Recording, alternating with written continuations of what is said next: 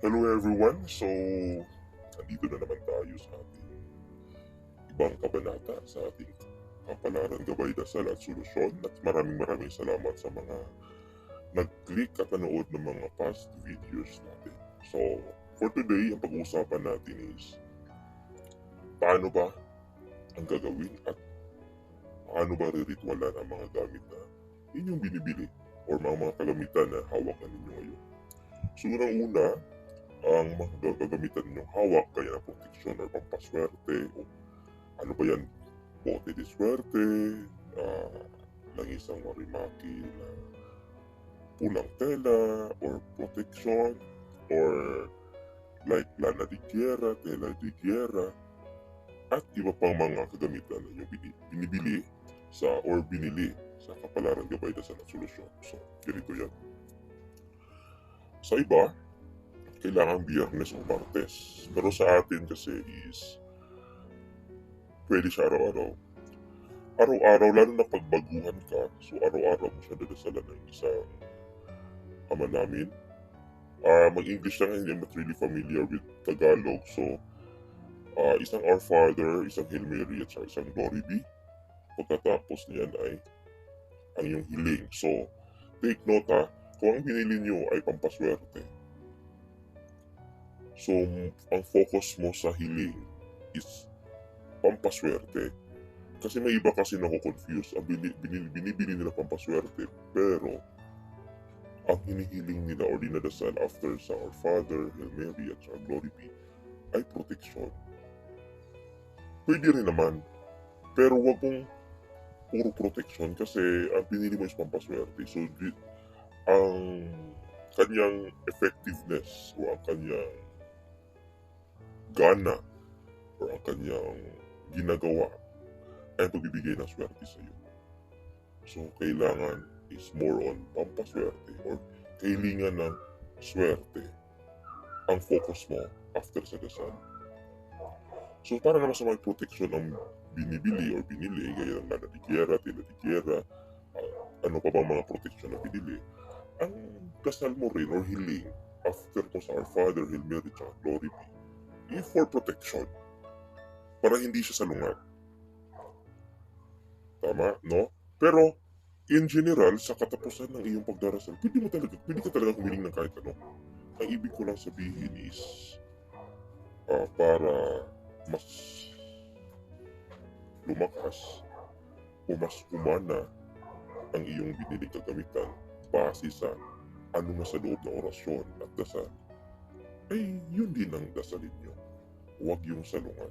For example, pampaswerte, tapos pagkatapos mo magdasal ng Our Father, Hail Mary, Glory Be, puro protection ang mo, nakafocus ka. So, ang nangyayari dyan is ano siya, parang hindi mo nabubuhay yung kagamitan. Kasi normal naman sa tao talaga pag nagdadarasal, lahat naman pinidasal, di ba? Dapat focus ka sa kung bakit mo binili yun. For example, kung bumili ka ng puting gayuma o gayuma sa pera, kung ano yung purpose ng pagbili mo, yun ang focus mo sa dasal. Pero yung ibang hiling, pwede mo yun isunod sa dulo ng dasal mo. Diba? Para hindi rin medyo, kung tao pa yung binili nyo, nalilito yung, parang bumili ka ng rice cooker na ginawa mo siyang washing machine. So yun. So focus tayo. So then, the most, powerful ritual, mangyayari yan every full moon. So gaya na sabi ko sa mga loyal customers ko, i-mark yung calendar nyo ng full moon, tapos magdasal. Yung meron sanang, kandila. Kasi, tawag dito, kailangan yung i-cross yung langis, kung may langis kayo Kung walang langis na binili, okay lang. Pero yung may langis, i-cross nyo sa kandila ang langis.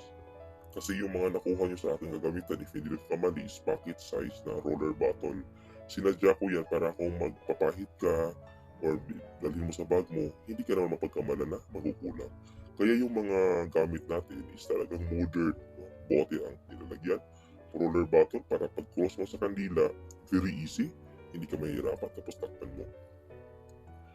So yun. And then, Ang gawing dasal sana ay galing talaga sa puso kasi may sariling utak din yung ating mga kagamitan at nakaselyo yan. Ang ibig sabihin ng selyo, lahat ng kagamitan na binibili niyo sa akin ay sinisilihan ko yan ng isang dasal na gagamitin niyo lamang ito sa kabutihan at huwag abusuhin. Dahil pag yan ay pinabayaan niyo at inabuso sa mali-maling paraan, iba ang balik yan sa inyo. So, panatilihin sana natin ang magandang asal at pagiging mabuting tao habang hawak natin at kagamitan na inyong binili sa akin. And then, kung ikaw naman ay hindi Katoliko, walang problema. So instead of Our Father, Hail Mary, Glory be, yung dasal ng relihiyon nyo ang dadasalin mo. Tapos, isunod yung hiling. At kung ikaw naman ay isa sa mga nabigyan ko ng orasyon, Latin na orasyon, babanggitin din ninyo yung Latin na orasyon bago ang hiling. Kasi iba-iba kasi ang mga kaso ng mga bumibili sa akin. May mga very serious case, may iba naman gusto lang ng pampaswerte, gusto lang ng protection, may iba naman talaga na may pinagdadaanan. So, binibigyan ko ng special na dasal. So, gaya na sabi ko, ang pinakapareho lang ninyong lahat is yung unang dasal, yung Our Father, Hail Mary, Glory be, o kung hindi ka Katoliko, yung dasal ng relihiyon nyo sa Panginoon. Tapos, isunod yung hiling. Tapos, or orasyon kung meron akong binigay. Yun lang pagkapare-pareho nyo. Pero minsan, kung ang iyong kaso or ang iyong sitwasyon ay iba, may dinadagdag ako. So, itong aking tinuturo ngayon sa video na to, ay ito yung general guide sa lahat ng bibili or nakabili na. Pero kung kayo ay mayroong a certain situation, pwede kayo mag-chat sa akin. Kasi hindi ko naman pwedeng isa-isahin dito sa video kasi iba-iba yung sitwasyon, iba-iba yung level ng galit, iba-iba yung level ng kasiyahan, iba-iba din ang level ng problema ng tao. So yun ang pinaka-common natin, dasalan siya araw-araw. Ilagay sa bag, ilagay sa bulsa, tapos bawal ito buksan. Kahit pa iutos mo sa ibang tao, in the name na may idea ka na binuksan ano man ang pinili mo sa akin, automatic mamamatay ang dasal sa loob niyan at may masamang balik yan sa iyo. Kaya ingatan yan, at kung plano man ninyo na itabi muna, itabi ng maayos. Okay? Hindi po biro ang laman yan.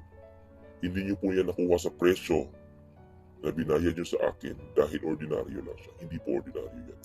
Pero, sa makabago ngayon, meron akong ginawa mga ordinaryo, yung mga 499, kasi may iba nga nagreklamo. Mahal-mahal. O sige, nagawa ko ng ordinaryo. Malakas pa rin siya, pero ordinaryo siya. Hindi siya kasing lakas or kasing dami ng dasal o orasyon na nasa loob ito. Kasi may mga tao naman na normal lang din sila. Yung gusto lang nila ng pampaswerte, protection sa araw-araw. Pwede yung ordinaryo. Pero kung ikaw ay seryoso, kaya ng ikaw ba ay isang security guard, police, sundalo, o ikaw ba ay isang may malaking obligasyon, doon ka na mismo sa premium. Yun ang advice mo. Diba? Kasi lalo na kung medyo delikado ang iyong trabaho or merong mga galit sa'yo, so sa premium talaga. So yun ang pamamaraan ng pagre-ritual.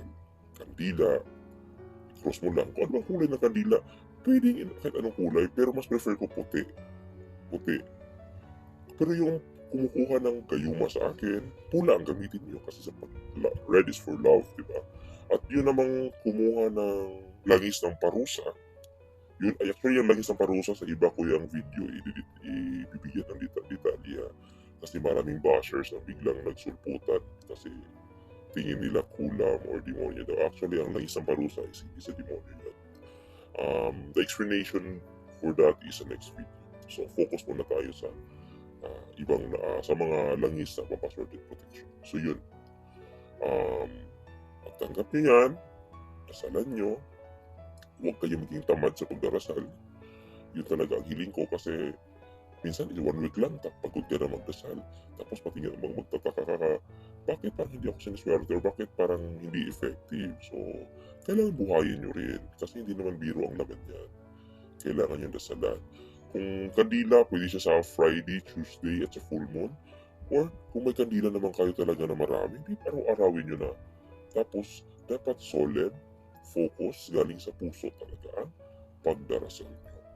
Kung meron pa kayong mga gusto impormasyon, medyo may clarification, pwede kayo mag-chat sa akin. Pero again, I just want to remind everyone, hindi ako galit. Stricto lang ako at prangka mag-reply. Pero wag niyo isipin na galit ako, hindi ako galit. Ano lang ako, pinaprangka ko lang, lalo na kung naibigay ko na yung instruction. Diba? So, yun. Especially if dami account ang gamit nyo. Kasi minsan nadududa na ako na baka maraming manggagamot dyan na peke na nagpapanggap na customer para makuha lang yung informasyon. So, kaya nga dito sa ating video, hindi ko pa rin masyadong dinetalyado kasi mangyayari niyan is baka gamitin ng iba sa maling paraan. Okay? So maraming salamat sa panunood. So ito yun ha, itong video na to is all about how to do the ritual. So yun lang yun. Actually, ang instruction ko is very general, napansin nyo. Nasa inyo na yun kung gusto nyo nakaluhod, nakatayo, nakahiga, ang pagdarasal nyo. Wala tayong specific na stricto na instruction na kailangan nakaluhod ka or kailangan. So kung nakahiga ka, nakatayo ka, nakaluhod ka, or kahit pumabiyahe ka, pwede. Pero yung may kandila, of course, dapat nasa kwarto ka. Alam, babiyahe ka, nagkandila ka, o baka hulihin ka pa ng pulis, bakit nagsisindi ka ng kandila sa bus, o wag yun. So, ibig ko sabihin, kapag darasal kahit saan yan, kahit nasa CR ka pa, pero yung pag-ritual, of course, kung may kandila na, dapat sa kwarto, o yung safe. At patayin ang kandila. Yung mga kandila naman nating binibenta ay halo din yung langis sa marimaki. So, maganda din yon. So, tingnan nyo na lang sa page, no, ang mga iba't ibang kagamitan na ating binibenta. At hopefully, yung sana mga pumili ng premium na hindi na nagpaparamdam sa akin, hopefully okay kayo dyan. I am hoping na one of these days ay makapag-chat kayo sa akin. Mag-update tayo sa buhay-buhay ko. Ano ba, may kailangan nyo ba ng guide, gabay? Kasi sayang naman yung perang binili nyo na alam kong pinaghirapan din po ninyo. So, hindi tayo katulad ng ibang nagbibenta na wala nang pakialam. No? Kahit nakabenta na wala nang pakialam. Ako meron kasi pangalan ko at aking buhay ay nakasalalay din dyan kasi lahat ng aking kagamitan ay inaalay ko sa Panginoon at lagi kong hiling na kung sino man ang makakahawak ng aking mga kagamitan ay siyang bibigyan sana ng Panginoon ng mas malakas na pampaswerte at proteksyon. No? So hindi tayo na kagaya ng iba dyan na nakabenta na okay na. Hindi. Ang gusto ko maramdaman nyo na nandito tayo. Kung sa produkto pa yan, meron tayong after sale service. Iwasan lang siguro natin ang mga foul words. No? Kung medyo galit tayo, iwasan natin yung magsalita na hindi maganda. No? Sapagkat ako ay tao lamang, baka din may pamasabi din ako hindi maganda. So, mahinahon lang po tayo at tawag dito at saka sa ibang bumibili, huwag masyadong mamadali. Baka gusto nila pagbili na ng Lunes sa Martes, ano agad, no? Para na magic. Lahat ng bagay sa mundo ay may proseso. Kung may mga bagay man na hindi binibigay agad ng Panginoon, lagi niyong tandaan, may plano ang Panginoon. So hindi lahat ng kahilingan ay matutupad, dahil hindi naman lahat ng kahilingan ay makakabuti sa atin. Diba? Kung ikaw ay nanghihiling ng kotse, hindi binigay agad sa iyo sa taon na to, kasi kung sa taon na to nakuha mo ang kotse, malay mo na-disgrasya ka pala. O may mga bagay-bagay na huwag mo nating madaliin at kung medyo natatampo tayo sa Panginoon kasi may mga hiling tayong hindi agad natutupad, huwag magtampo kasi may rason. No? Ang plano ng Panginoon at ang kanyang pagmamahal ay mas malaki pa at higit pa sa kung anumang hiling na meron tayo. Magtiwala sa Panginoon. Maraming salamat mga kapatid sa panonood at sana huwag kalimutang i-click ang subscribe button at notification bell. At pasensya hindi perfect ang aking pagsasalita.